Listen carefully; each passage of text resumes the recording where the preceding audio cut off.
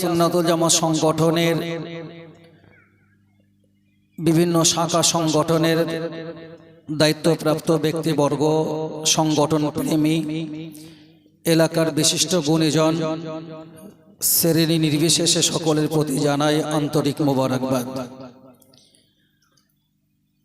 যোগ্য যোগ্য ওলামায়ে কেরামদের কাছ থেকে বেশ গুরুত্বপূর্ণ কিছু আলোচনা শুনেছেন। তারপরেও মুফতি আব্দুল মাতিন সাহেব হুজুর আছেন, তিনি আলোচনা করবেন। আমি সময় নষ্ট মোটেই করব না ইনশাআল্লাহ। অ্যাকচুয়ালি আমি আলোচনা করার জন্য কোনো প্রস্তুতি নই, এটাও আমরা সকলেই জেনেছি যে আমাদের মূলত বক্তা মানে বিভিন্ন স্টেজে আমরা আঞ্জুমানে ওয়াইজিনের আলিমেরা বক্তৃতা করি মানেই আজকেই আলোচনা করতে এসেছি, এটা নয়। মুফতি রজব আলী সাহেব হুজুরের কাছ থেকে বারবার আপনারা শুনছিলেন, মরহুম হাফিজ সাহেব হুজুর আমাদের রুহানি পিতা। তো রুহানি পিতা তখনই পরিচয় দেওয়া যায় যদি নাকি তারা রুহানি সন্তান হিসেবে তারা স্মৃতিচারণটাকে মাথায় রেখে কর্মব্যস্ততাটাকে দূরে সরিয়ে দিয়ে অন্ততপক্ষে সেখানে একটু উপস্থিতি দেওয়া যায়, তাহলে মুখে বলার সঙ্গে কাজের মিল পাওয়া যায়। আপনাদের কি মনে হয়? কিন্তু যদি শুধুমাত্র মুখে বলেই যাই, আবেগ দেখিয়ে যাই, বাস্তব কাজে তার কোনো পরিচয় না পাওয়া যায়, এরকম আবেগী হওয়াটা আমার ব্যক্তিগত মনে হয় ঠিক নয়। মুফতি সাহেব হুজুর আছেন, মরহুম হাফেজ সাহেব হুজুরের ব্যাপারে হুজুর যতটা জানেন, হুজুরের সমস্ত ভাই বোনদের তুলনায়, সংগঠনের আলেম ওলামাদের তুলনায়, মরহুম হাফেজ সাহেব হুজুরের অন্যান্য সঙ্গী সাথীদের তুলনায় হুজুরের সব থেকে বেশি জানেন। আলহামদুলিল্লাহ। হুজুর আজকে হয়তো তার জানার বিষয় বাবার ব্যাপারে, মরহুম পিতাজির ব্যাপারে যদি বলেন ঘন্টার পর ঘন্টা নয়, কয়েকটা রাত দিনের প্রয়োজন। সেই বিষয়টাকে মাথায় রেখেই যেহেতু আপনাদেরকে বারবার ডেকে বারবার মূল্যবান সময় নষ্ট করে দিয়ে আপনাদের কাছে তারা স্মৃতিচারণগুলো করাটা সত্যিকার অর্থে আপনাদের জন্য কষ্টকর হবে, এটা মাথায় রেখেই হুজুর নিজে থেকেই যাতে কোনো রকম বাড়াবাড়ি এবং ছাড়াছাড়ি না হয়, অসামঞ্জস্য কোনো কিছু সেখানে স্থান না পাই, বাস্তব সত্য বিষয়টা যাতে সেখানে উঠে আসে, এই বিষয়টাকে মাথায় রেখেই মহামান্য মুফতি সাহেব হুজুর যে হুজুরের আব্বাজির এক সংগ্রামী জীবনী গ্রন্থ রচনা করেছেন, এটা আমাদের সকলে জানা। এখনো পর্যন্ত কতজনের কাছে সংগ্রামী জীবনী আছে আমার জানা নেই, তবে আমি আপনাদেরকে অনুরোধ করব, যদি মরহুম হাফেজ সাহেব হুজুরকে সত্যকার অর্থে আমাকে চিনতেই হয়, জানতেই হয়, তারা সম্পর্কে আমার একটা ধারণা নিতেই হয়, তিনি কেন অল ইন্ডিয়া সুন্নাতুল জামাত সংগঠনের প্রাণ পুরুষ, তিনি কেন অল ইন্ডিয়া সুন্নাতুল জামাত সংগঠনের জন্য রুহানি পিতা, আমরা কেন তারা রুহানি সন্তান, পরিপূর্ণ রূপে তারা জীবনী গ্রন্থটা না পড়লে এ ধারণা আপনার 100% অর্জন হবে না। সেই জন্য দাবি করব, জানাদের কাছে গ্রন্থটি আছে অবশ্যই পড়ুন, বারবার সেটাকে পড়ার চেষ্টা করুন, যাদের কাছে নেই অবশ্যই একটা করে বই সংগ্রহ করুন।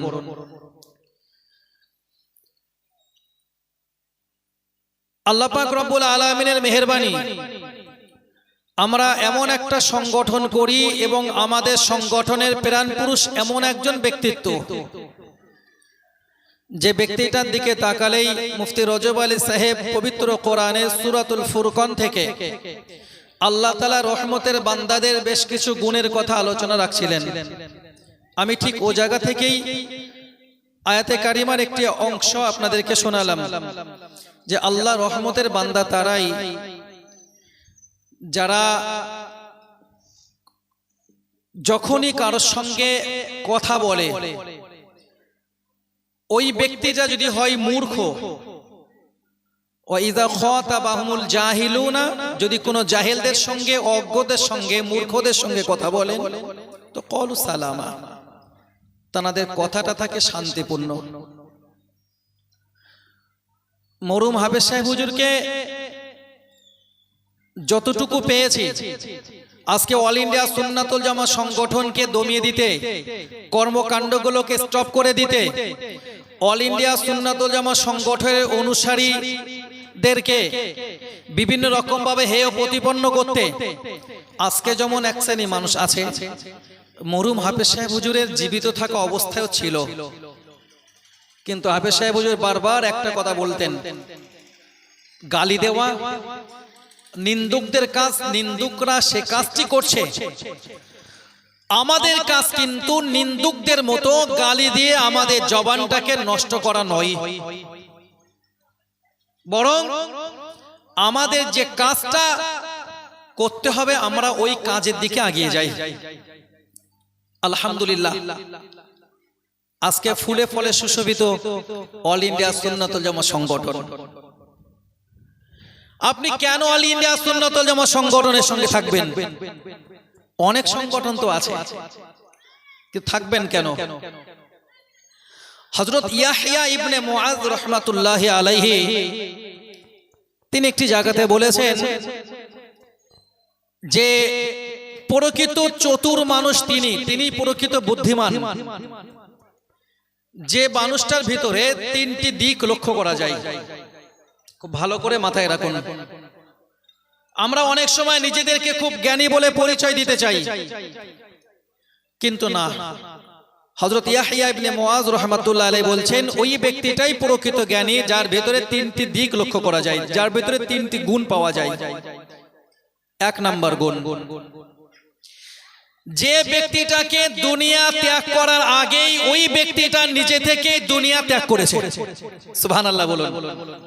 রাকিব সাহেব হুজুর বক্তৃতার শুরুতে একটা কথা বলে গেছেন, আল্লাহ রাসূল সাল্লাল্লাহু আলাইহি ওয়াসাল্লামের একটি হাদিস দিয়ে। রব্বুল আলামিনের হাবিব জানান, আদ-দুনিয়া খুলিকাত লাকুম ওয়া আনতুম খুলিকতুম লিল আখিরাহ। আমার আল্লাহ পাকের নবী বলেন, আমার আল্লাহ তাআলা এই দুনিয়া তোমাদের জন্য বানিয়েছেন, তবে তোমাদেরকে দুনিয়ার জন্য বানাননি, আমার আল্লাহ তোমাদেরকে বানিয়েছেন পরকালের জন্য। সুবহানাল্লাহ বলুন। এই হাদিসটা মনে আছে তো? হাদিস মনে না থাকলেও, ইবারত মনে না থাকলেও অনুবাদটা তো মনে আছে যে আল্লাহ দুনিয়া বানিয়েছেন আমাদের জন্য।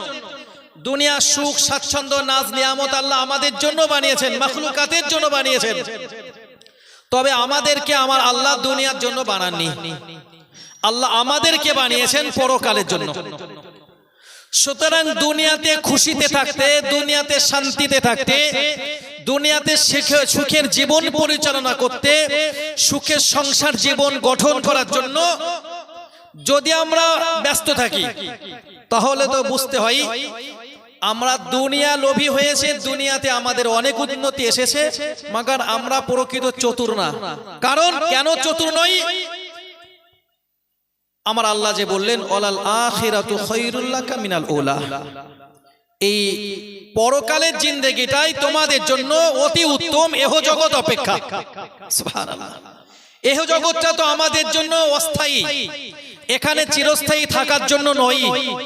যেটা আমাদের চিরস্থায়ী থাকার জায়গা, এই জগতে আমি সারাটা জীবন চেষ্টা করলেও নিজেকে স্থায়ী রূপে টিকে রাখতে পারবো না। কিন্তু আল্লাহর মেহেরবানিতে যদি আল্লাহ তাআলার খুশি অর্জন করতে পারি, তাহলে আমার রব যদি আমার প্রতি খুশি হন, সন্তুষ্ট হয়ে যদি আমার আল্লাহ আমার জন্য ঘোষণা দেন, ফাদখুলি ফি ইবাদি ওয়াদখুলি জান্নাতি, যাও আমার রহমতের বান্দাদের সঙ্গে মিশে গিয়ে আমার রহমতের বান্দাদের সঙ্গে প্রবেশ করে আমার দয়ার জান্নাতের ভিতরে তোমরা দাখিল হয়ে যাও। রবের পক্ষ থেকে যদি এই ঘোষণাটা আমাদের জন্য হয়ে যায়, জান্নাত থেকে কোনো মানুষকে বার করে দেয়া হবে এটা নয়। আমার আল্লাহ বান্দাদের জন্য এত বেশি দয়ালু, এটা আমরা জানি। আমরা যেখানে বসবাস করি, আমরা চাষবাস সম্পর্কে তো ভালোই বুঝি। এই এত বড় বড় বাজার থেকে বেগুন কিনতে পাওয়া যায়। ধরুন একটা বেগুন আপনি কিনেন বা আপনি চাষ করলেন, 500 গ্রাম ওয়েটের একটা বেগুন, 490 গ্রাম পচে গেছে, একেবারে সেই বৃত্ত থেকে বোটা থেকে পচা শুরু হয়েছে। আর ফুলের অংশ যে পিছনের দিকে সামান্য 10 গ্রামের মতো ভালো আছে। তো আপনি একজন চাষি মানুষ, যদি আপনার 500 গ্রামের একটা বেগুন এরকম পচে যায়, যদিও নাকি আমি যে বিষয়টা আপনাদেরকে বোঝাতে চাইছি ওই বিষয়ের সঙ্গে বেগুনের তুলনা দিলে হয় না, কোনোভাবেই এই তুলনা চলে না। আগামীকাল হয়তো এই বক্তৃতাটা শুনে কেউ আমাকে ছোট বড় অনেক কথা বলতে পারে, আমি ওই জন্য বিষয়টা ভেঙে বলছি। এই উদাহরণটা চলে না, কিন্তু আমাদের বোঝার সুবিধার জন্য অনেক কিছু বলতে হয়, ঠিক কি না? যখন গোলাম আহমদ কাদিয়ানী নিজেকে নবী বলে দাবি করেছিল, শাহ আতাউল্লাহ বুখারী রহমাতুল্লাহ আলাইহি তানাকে তিনি যে নবী নয় এই পরিচয়টা দেওয়ার জন্য কি বলেছিলেন, যে তুমি যদি তোমার নামের শুরু গোলাম কেটে দিয়ে আহমদ রেখে তুমি দাবি করতে পারো যে তুমি নবী, তা আমার নাম যে আতা আল্লাহ, এই যুক্তিতে যদি তোমার খেটে যায়, তাহলে আমি আমার যুক্তির ওই তোমার যুক্তিটাকে কাজে লাগিয়ে বলছি, আমার নামের প্রথম আতা শব্দটা কেটে দিয়ে আল্লাহ শব্দটা রেখে বলছি, তোমার মতো গাধাকে আমি নবুয়ত দিইনি। তো আমি আপনাকে বোঝাতে চাইছি যে এই 500 গ্রাম ওয়েটের একটা বড় বেগুনের যদি 490 গ্রাম পচে যায়, আপনি ফেলে দেবেন না রেখে দেবেন? মাঠে তুলতে গিয়ে যদি পচা হয়, 10 গ্রাম ভালো আছে, ফেলে দেবেন তো? বাকি যে 10 গ্রাম ভালো ছিল, 1 মাস পরে, 2 মাস পরে, 1 বছর, 2 বছর পরে, ওই ভালো অংশটার জন্য, মহাব্বতের জন্য, ভালোবাসার জন্য আপনার পাওনা 10 গ্রামের চিন্তা করে ওটাকে আবার খুঁজে আনতে যাবেন কি? যাবেন? কিন্তু আমার রব্বুল আলামিন আল্লাহ তাআলা তিনি বান্দার জন্য এত বড় দয়ালু, যদি বান্দার মিজানে নেকির পাল্লা হয় হালকা, গুনার পাল্লা হয় ভারী, আল্লাহ তাআলা আমাদের কারোর জন্য গুনার পাল্লা ভারী না করুন। সকলে বলি আল্লাহুম্মা আমিন। আল্লাহ আমাদের প্রত্যেকের জন্য নেকির পাল্লাকে ভারী করে আমার আল্লাহ তাআলা আমাদেরকে প্রত্যেকের জন্য জান্নাত নসিব করুন। সকলে বলুন আল্লাহুম্মা আমিন। তো আমার আল্লাহ এত দয়ালু যে বান্দা যদি তার জীবনে শুধু গোনার গোনা গোনার গোনা গোনার গোনা সামান্যতম নেকি থেকে থাকে, আমার আল্লাহ সামান্য নেকির জন্য, পুণ্যের জন্য যে তাকে কিছুদিন জান্নাতে রেখে বাকি তার জীবনে সবগুলো খারাপ বলে তাকে যুগ যুগ জাহান্নামে রাখবেন, এটা নয়, বরং আমার আল্লাহ ওই বান্দাটার অপরাধ পরিমাণ শাস্তি যতটা তাকে ভোগ করতে হবে, ভোগ করে নেওয়ার পরে তার ভিতরে যে ভালো আছে ওই ভালোটার দিকে লক্ষ্য রেখে আমার আল্লাহ ওই বান্দাটাকে জাহান্নাম থেকে বার করে যুগ যুগ জান্নাতে রাখার ব্যবস্থা করবেন। আর একটু মহাব্বতে সুবহানাল্লাহ বলুন, এটা তো আল্লাহর দয়া। তো ইয়াহইয়া ইবনে মুআজ বলছেন, ওই ব্যক্তিটাই তো চতুর যার ভিতরে 3টি গুণ আছে। 1 নাম্বার, যে ব্যক্তিটাকে দুনিয়া তাকে ত্যাগ করার আগে ওই ব্যক্তিটা দুনিয়াকে ত্যাগ করে দিল। সুবহানাল্লাহ। 2 নাম্বার, আমি আলোচনা বাড়ছি না, 2 নাম্বার তিনি বলেন ওই ব্যক্তিটা তো চতুর ব্যক্তি, ওই ব্যক্তিটা হলো অত্যন্ত বুদ্ধিমান ব্যক্তি, যে ব্যক্তি কিনা কবরে যাওয়ার আগেই কবরের পাথেওটাকে জোগাড় করে নিতে পেরেছে। সুবহানাল্লাহ একটু বলুন, একটু উচ্চ আওয়াজে বলুন। আমাদের তো এক শ্রেণী মানুষের ধারণায় আছে জীবনে যদি কিছু নামাজ কালাম কাজা হয়ে যায়, সংসারটাকে সুন্দর করে চালাতে গিয়ে, সন্তান সন্ততিদেরকে এস্টাবলিশ করতে গিয়ে, দুনিয়াতে পার্থিব কিছু সহায় সম্পত্তি জোগাড় করতে গিয়ে যদি আমার 2-1 ওয়াক্ত নামাজ কাজা হয়ে যায়, যাক সেটা আমি পরে আদায় করে নেব। যদি কিছুটা আদায় না করতে পারি, কিছু অর্থবিত্ত টাকা পয়সা রেখে যাই, আমার সন্তানেরা অন্তত পক্ষে ওটা দিয়ে আমার কাফারা আদায় করে দেবে, নাকি নয়? কিন্তু মরহুম হাফেজ সাহেব সম্পর্কে জানলেন যে তানার নামাজ কাজার জন্য কোনো কাফারা দেওয়া লাগেনি। শুধু এতটুকু নয়, তিনি নিজের মাগফিরাতের জন্য হাফেজ সাহেব হুজুর কয়েকশো কোরআন শরীফ খতম করে গেছেন নিজের সফরাসানি করতে। একটু মহাব্বতে সুবহানাল্লাহ বলুন। এটা কিসের নমুনা? যে ওই ব্যক্তিটাই তো প্রকৃত বুদ্ধিমান, যে কিনা কবরে যাওয়ার আগেই সে তার নিজের কবরের জন্য পরিপূর্ণ প্রস্তুতি নিতে পেরেছে। তিন নাম্বার, ইয়াহইয়া ইবনে মুআজ বলছেন ওই ব্যক্তিটা চতুর যে কিনা আল্লাহ রাসূল যে বললেন মান আহাব্বা লিকা আল্লাহি আহাব্বাল্লাহু লিকাহু ওয়া মান কারিহা লিকা আল্লাহি কারিহাল্লাহু লিকাহু আও কামা ক্বালা আলাইহিস সালাম। আল্লাহ পাকের নবী বলেন যে বান্দাটা আল্লাহর সঙ্গে সাক্ষাৎ করতে ভালোবাসেন আমার আল্লাহ তাআলাও তাকে সাক্ষাৎ দিতে ভালোবাসেন। সুবহানাল্লাহ। রাসূল বলেন যে বান্দাটা আল্লাহর সঙ্গে সাক্ষাৎ করতে ভালোবাসেন না, এখানে আল্লাহর সঙ্গে সাক্ষাৎ করা মানে মৃত্যুবরণ করা, অর্থাৎ যে ব্যক্তিটা মৃত্যুর প্রস্তুতি নিয়ে যে রবের সঙ্গে সাক্ষাৎ করাটা পছন্দ করেন না আমার আল্লাহও তার সঙ্গে সাক্ষাৎ দিতে পছন্দ করেন না। তো ইয়াহইয়া ইবনে মুআজ বলছেন চতুর ব্যক্তির তিন নাম্বার গুণ হলো যে ব্যক্তিটা রবের সঙ্গে সাক্ষাৎ করার আগেই যে তার রবকে খুশি করতে পেরেছেন। একটু মহাব্বতে সুবহানাল্লাহ বলুন। মরহুম হাফেজ সাহেব হুজুরের দিকে এবারে তাকান এই তিনটে গুণ লক্ষ্য করে। এক নাম্বার, তিনি যখন ইন্তেকাল করছেন, তিনি যখন এহ জগৎ ত্যাগ করছেন আলহামদুলিল্লাহ, তখন তার ছয়টি পুত্র সন্তান সকলেই প্রতিষ্ঠিত নাকি নয়? কিছু নাতি পুতিরাও আলহামদুলিল্লাহ প্রতিষ্ঠিত, জামাতারা প্রতিষ্ঠিত। অল ইন্ডিয়া সুন্নাতুল জামাত সংগঠনের প্রাণ পুরুষ হিসাবে তিনি যদি মনে করতেন যে আমি গদ্দিনসীন সেজে এক জায়গায় নিজেকে স্থির করে রেখে বেশ ভালো করে তোষক কিছুটা একটু গদি টুরি স্পঞ্জ টাইপের পেতে দিয়ে পাশে দুটো বড় বড় বালিশ পাঁচ বালিশ রেখে দিয়ে পীর সেজে বসে যেতেন, বেশ কয়েকদিন সুখের জীবন যাপন করার জন্য উৎসাহিত হতেন, অবশ্যই পারতেন। আর অল ইন্ডিয়া সুন্নাতুল জামাত সংগঠন তানাকে ওই জায়গাটা দিত না। কেন দিতেন? কারণ আমরা এমন একটা যুগে এসেছি ভাই, যাদেরকে কেউ পীর বলে না, সে যে কত বড় পীর নিজেকে প্রমাণ দেওয়ার জন্য যে গাড়িতে চড়ে সেই গাড়িতেও লিখে রাখে পীর সাহেব কেবলা অমুক ড্যাশ। আরে ভাই তুই পীর সাহেব কেবলা তুই বলবি কেন? মানুষ তোকে বলুক। পীর সাহেব কি আমলের জোরে হবে? পীর সাহেব কি তাসাউফের জোরে হবে? নাকি পীর সাহেব কাউকে গালিগুলি দিতে পারলে হবে? কথা বলেন। একজন ইমানদারের পরিচয় কি? একজন ইমানদারের পরিচয় হলো ওয়াইউহিব্বু লাহু মা ইউহিব্বু লিনাফসিহি। তুমি তোমার নিজের জন্য ভালোবাসবে যেটা, অন্যের জন্য তুমি সেটা ভালোবাসবে।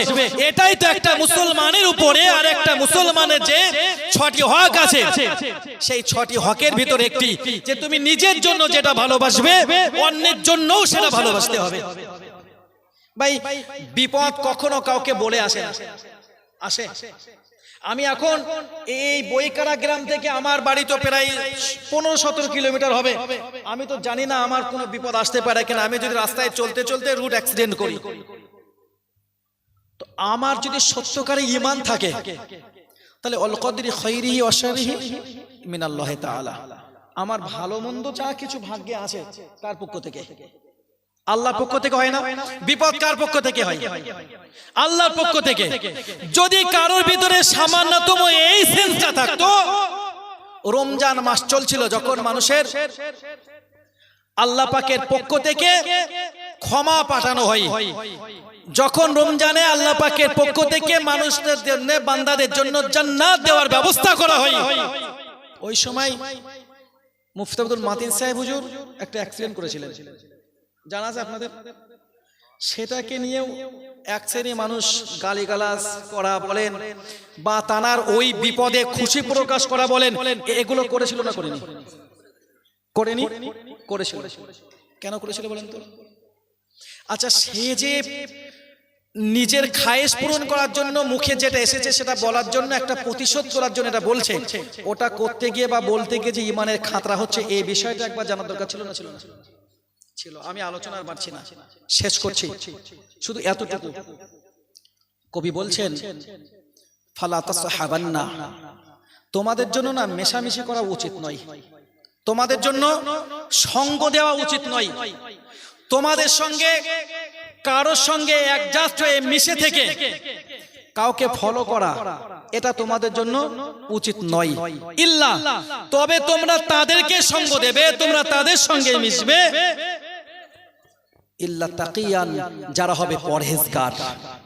সুবহানাল্লাহ বলেন। মুহাজ্জাবান, যারা হবে নম্র ভদ্র। সুবহানাল্লাহ একটু বলেন। আফিফান, যারা হবে নিষ্কলঙ্ক, যাদের ব্যাপারে কোনো কলঙ্ক নেই। আলহামদুলিল্লাহ। মরহুম হাফেজ সাহেব হুজুর, তিনি পরপারের বাসিন্দা, তিনি পরলোকগত, তিনি এহ জগৎ ত্যাগ করেছেন। আল্লাহ শুকরিয়া, আল্লাহ দয়া, আজকে তারা স্মৃতিচারণ করতে বসেছি। তারা কি কারামতি লাগবে, জানা জীবনের নামাজ কাজা নেই, যিনি তানার জীবন ত্যাগ করার আগে পরকালের চিন্তা নিয়ে নিজেকে পরিপূর্ণ গুছিয়ে নেওয়ার চেষ্টা করেছেন। তানার ব্যাপারে বিশ্বজ্ঞানমূলক অনেক কথাবার্তা ব্যাকসেলি মানুষ বলে গেছে। তানার কলঙ্কের প্রমাণ দেওয়ার জন্য আমি তাদেরকে বলছি, ভাই ক্ষমতা থেকে থাকে তো মুখের কথা তো বেরিয়ে যায়, ইথরে সেটা ভাসতে থাকে।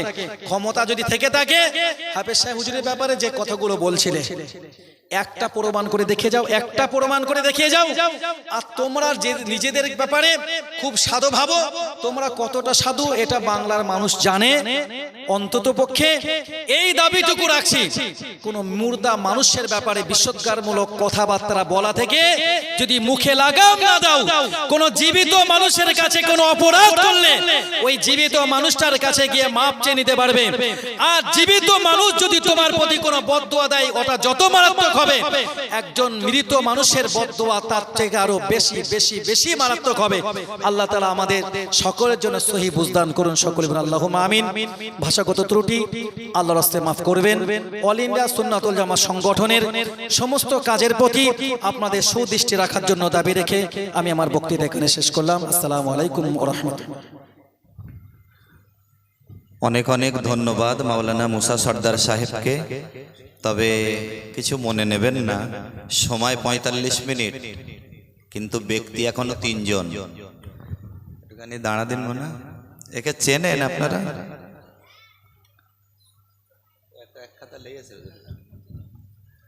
আমি সকলের কাছে